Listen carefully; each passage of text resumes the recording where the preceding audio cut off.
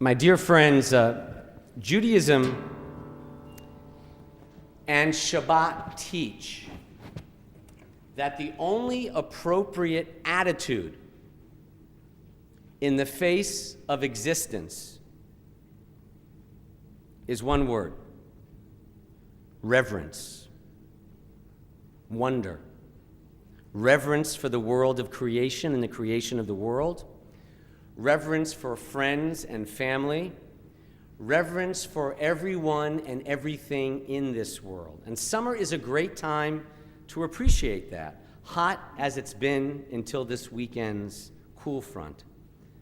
I actually spoke with a friend of mine at the seminary I teach, Memphis Theological, Pastor Craig Myrick, who's here with the Ridgely First United Methodist Church confirmation class. And since there's no Sunday school at Temple in the summer months, my June and July Sundays are usually booked speaking at area churches, including St. John's United Methodist Church in recent weeks. That's the church where Scott Morris pastors opposite the Church Health Center. When I got home later that day, my wife asked me how it was, and I told her I couldn't believe it, because in the long receiving line after the service, I know you drove 100 miles to come here, that's why I'm saying this. In the long receiving line after the service, people at this large, crowd-filled sanctuary at St. John's told me that they actually came back from their summer vacations to hear me preach. When I preach in the summer in the Jewish community, people leave for vacation. In the Christian community, when I preach in the summer, they come back.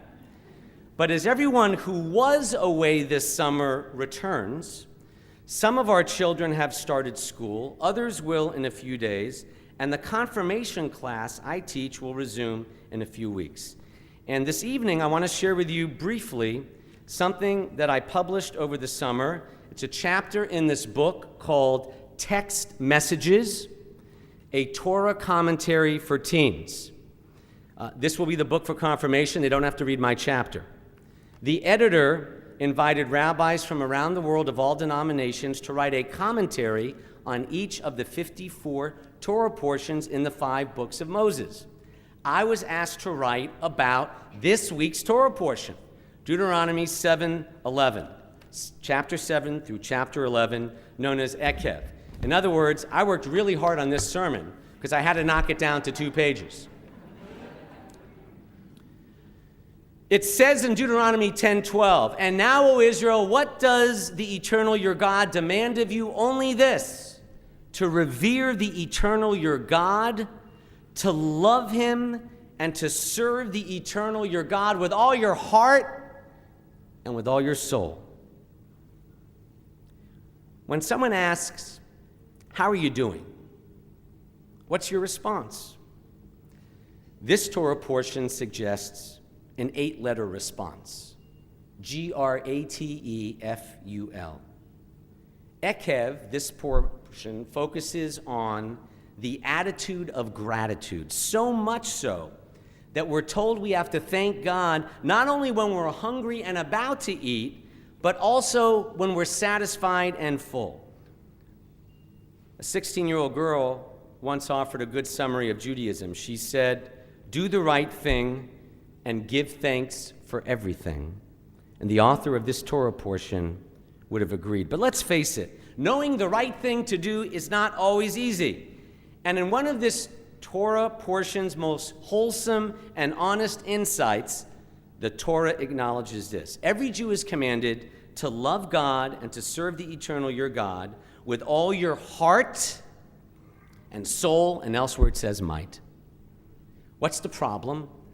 You can't pick it up if you read an English Bible. The word for heart, which can also be translated as moral impulse, is not in the singular form, but in the plural.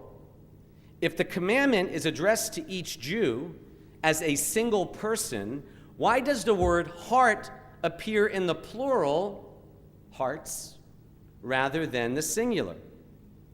Because every person's heart contains 2 impulses, one for doing good, one for doing wrong. In fact, the Jewish tradition says that prior to the age of 13, bar and bat mitzvah, kids only have a good inclination. When a child hits the wonder years, that's when the Yetzer Hara, the bad inclination, kicks in. It's a famous story about the son of the Chordo of Rabbi, who lived in Eastern Europe, where some of your ancestors may be from. The kid was smart, but right before he became bar mitzvah, he became very sad. "My dear son," his dad, the rabbi, asked, "why are you so sad?